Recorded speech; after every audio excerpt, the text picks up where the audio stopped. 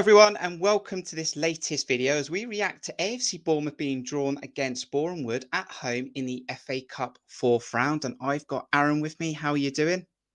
Very well, thanks, Kirk. Let's show it on the screen then. We will invite Boreham Wood to Dean Court the weekend of the 5th of February.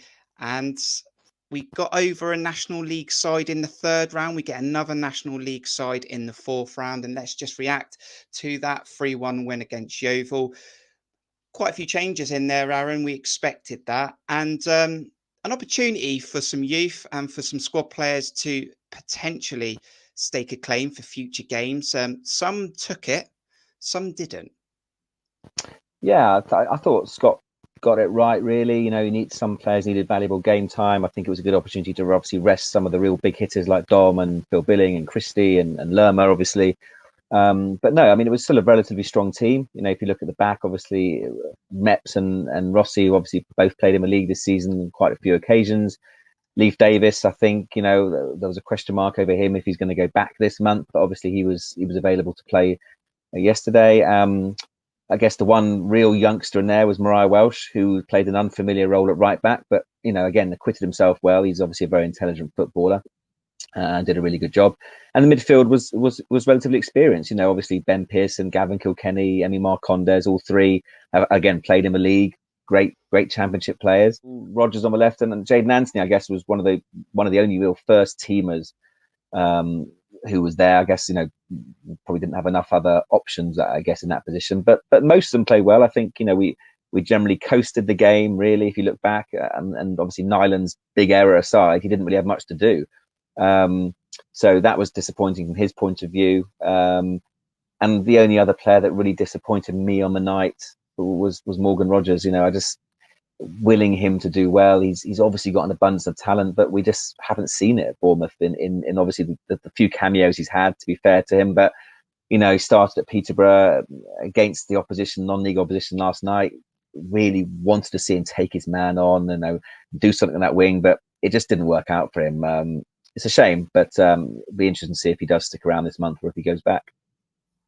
I would agree with that. And I think we're going to have future conversations, I reckon, in the transfer show throughout January around Morgan Rogers. I think it was an opportunity for him to really give us a view of what potential is in there. I don't know if he's trying too hard. He shouldn't be. The world shouldn't be on his shoulders. He should just blossom in my eyes. But there's nothing unique I see about his game. It's very predictable. It's very in front. And unfortunately, control, pass was just not on it. And we've seen that time and time again. And we'll have more discussions about Morgan Rogers in future videos, but maybe the future for him won't be at AFC Bournemouth. A good day out, though, for the fans. Wet and cold, but a different day out. Terrace standing, no cover, and a physical game, really, for some of those players. Yeah, I mean, the conditions were horrendous, weren't they? I mean, I didn't actually go. I was watching on the TV with the raindrops on the camera, and I was wondering if they're going to wipe it at some stage. Yeah, horrendous conditions, certainly in the first half, swirling wind, rain, and if that was, you know, going to be a leveler, I was a bit concerned. Yeovil, obviously a big physical team, and the conditions suited them. So, but yeah, you know, I thought we got the ball down when we could, played some nice football, and got the job done. It was great to see Marcondes get a hat trick. You know, again, I think he's shown that he is capable. If the likes of Billing are injured in the league games, to be that kind of more attacking, creative midfielder. So really pleased for him. And as I said, we got the job done. We never really got out of second gear, in my opinion. I think we would have stepped up if we had to. And as I said, apart from that Nyland mistake, they didn't really cause us many problems at all. Our next opponents then in that fourth round are Boreham Wood. They got a third round job done on AFC Wimbledon, and they won 2-0 in that fixture. They're sixth in the National League, and it's going to be a semi-big day out for them at Dean Court, and I'm sure they'll look forward to it. Yeah, well, so Boreham Wood Stadium is a 5-minute walk from where I am right now, and it's my local team. And my eldest son actually went to their first round game against St Albans, which is a big derby, and had a good time invading the pitch at the end of the game. And a lot of his mates went to the game yesterday. So it was kind of the game he was, in our household, dreading's the wrong word, but, you know, we're a bit of a hiding to nothing, because if we lose, all our friends are going to have an enjoyable time of it. But love to see Bournemouth get further in the cup. Obviously, not now, we wouldn't.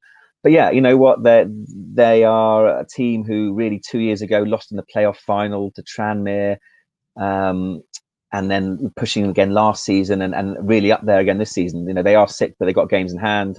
This is the third year in a row they're trying to get into the football leagues. They are a decent team.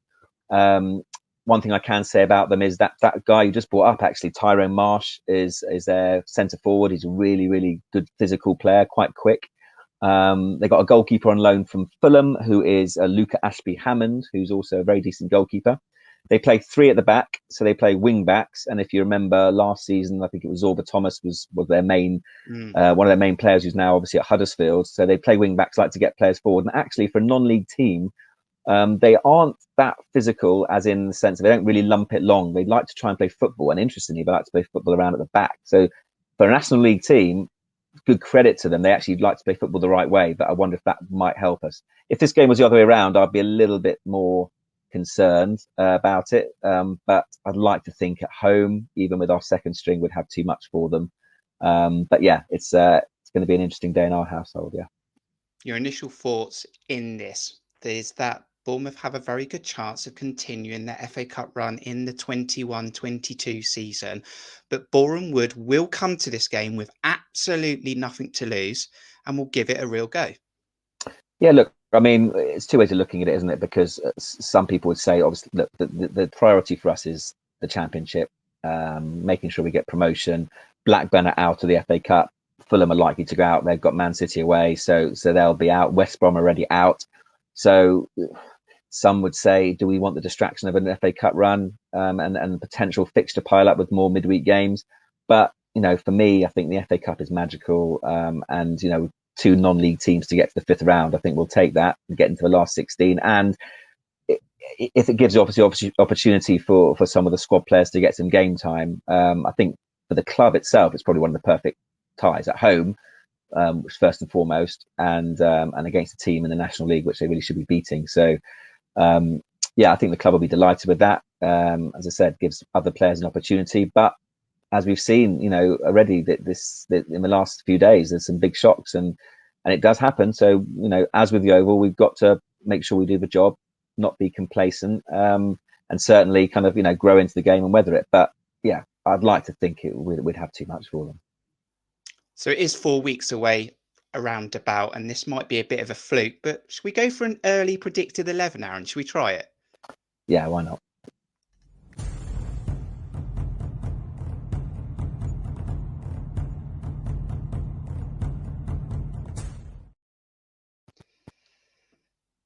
So on the screen, Aaron, is that starting 11 against Yeovil. It was Nyland in goal. The back four, if you want to look at it, is Mariah Welsh, Mepham, Ibsen, Rossi and Davis. Now, with that back five, I would look to make one change.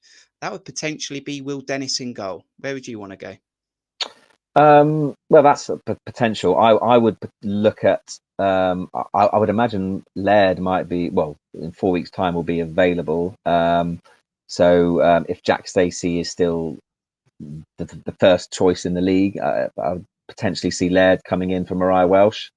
Again, nothing against him. So I would expect that Laird or Stacey will play that right back role. And again, I guess it depends on Leif Davis's situation, because obviously the transfer window January would have gone. So if he has gone by then he might play Zamora potentially. Who's, as with Anthony, the youngsters can potentially play more games and it's not such a big deal. Or Brady could play left back, or Mariah Welsh could switch to the left. I don't know. So I'm pretty convinced Laird or Stacey will play, whoever's not playing in the league. I imagine he will probably stick with Nyland because I think he'll want to give him some more game time, and hopefully he won't make the same errors again. I suppose the other thing to consider as well with Will Dennis is whether he's on loan, because I think he was actually out on a short-term loan, and whether that will change, we just don't know. But yeah, obviously it's tough times for Nyland at the moment. Should we keep that back four as it is then? I think the Laird Stacey one is who's ever in the better form will have that right back position. Would you agree with that? Yeah, I think so. So I think one of them will be in that position. And I said, if Leif Davis is here beyond January, then I imagine he'll play. I'm not convinced he will be. So, but we don't know at this moment in time. That middle three then was Pearson, Kilkenny, Marcondes, and with Marcondes scoring 3 goals, and if he keeps doing that, he's going to want places in the Championship. But would you see that changing at all? Again, it depends on obviously what happens in the next few weeks. But I mean, I like all three of those players, Pearson especially. But I guess if you're looking at Lerma, Billing, and Lewis Cook as keeping those three positions in the league matches, then I don't see any reason to change it. Pearson obviously offers that protection. I was a little bit disappointed with Gavin Kilkenny yesterday. I thought he wasn't really that involved in the game, and he's been fantastic for us this season, but he just didn't get on the ball enough. I'd like to think at home on a nice pitch, probably hopefully the weather a bit better, but by early Feb, that he'll really be able to get on that ball. Marcondes obviously 100% will be in the team, I guess. So yeah, I would imagine sticking with those three. The only thing that might change is if Mariah Welsh isn't playing fullback and he wants to give him some more game time in midfield, he might appear in midfield somewhere. But if not, then yeah, I mean those three are the kind of the centre midfielders who aren't in the first team, so it would be a bit harsh not to. If we were playing another Championship team or a Premier League team at home, or even a League One team at home, Scott might want to maybe go, a little bit stronger. But against a National League team, you've got to back these players. If you don't trust these players against Boreham Wood, then you've got a bit of a problem. 100%. Will Morgan Rogers still be a Bournemouth player come February? That'll be interesting. But what I do see potentially is Anthony going over to that left-hand side and maybe Robbie Brady playing. Would you agree with me there? Yeah, the issue is, I think, Stan, obviously, if he's got a longer term injury, then we're a bit light in the wings all of a sudden. Obviously, Brooksy's obviously out for the reasons we know, and if Stan's now out for a few weeks, let's say he certainly probably won't be back for the time of this game at least, and Rogers goes back, then we're suddenly a bit short of wingers. So I don't think we'll get rid of Morgan Rogers unless we bring someone in, which might well happen because as we've obviously already discussed Rogers. But that's definitely a good shout potentially. The other option is you could play low wide and give Sadie a run out again against non-league teams at home. Why not? He's a centre forward who's always impressed, and as I said, the calibre of the opposition, it'd be nice to see him against in that position. But he might go with low centrally again because we want to see how he gets on. The other option, obviously, is if we bring another forward in who's not cup tied, then we might play them. But I'm going to say Rogers isn't going to be in the team because I don't think he's going to still be at the club. So and Jaden Anthony again, it's he's a valuable first team player. So do we want to risk him? It depends again what cover we've got. So options are Brady, right? Maybe low left and Sadie up front, but I guess we'll see. And we are just having an absolute stab in the dark at this stage, but we're going to lock it in, and we will lock it in. So that is our predicted starting 11 for Boreham Wood in 4 weeks' time. Let us know your thoughts in the comments. Who would you play? Who would you move around? We're interested to hear your thoughts.